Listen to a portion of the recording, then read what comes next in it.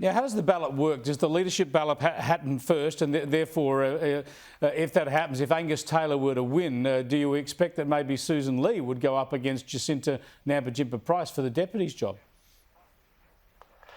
Look, so I haven't been through one of these before, so I can't speak with any authority, Chris. But yeah, my understanding is that the ballots are separate, if you like. So there's a ballot for the leadership position, then a ballot for the deputy leadership position, and you only need to nominate in the room. So there's no, people could decide spontaneously tomorrow to put their hand up for either position, and they'd be perfectly entitled to do so. So, I think, there's some obvious pathways here, but there's also a couple of permutations that could come about that none of us are foreseeing just yet.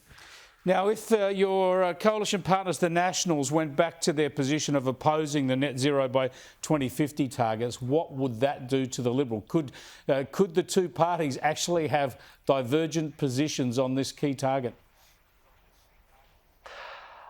Look, I think, without wanting to take refuge in that's a hypothetical, obviously these are the things we would need to work through. I mean, the Nationals has just selected their leadership team, but they're going to be reviewing their policies. We need to select our leadership team. We will need to be reviewing our policies. The two leaders will need to sit down and look at the coalition agreement again and figure out how we work together.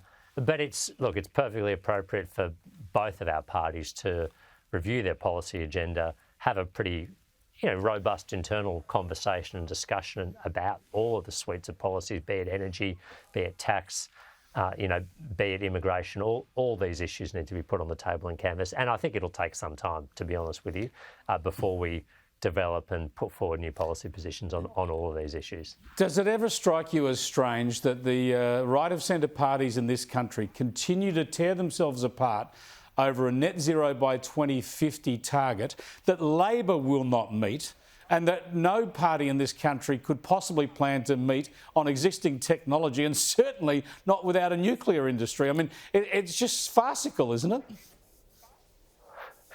Well, look, I think certainly it's true around the world that the technology to decarbonise key emissions industries, whether it's cement production or aviation or gas extraction or manufacturing that uses gas, for instance, the technology is not there at the moment.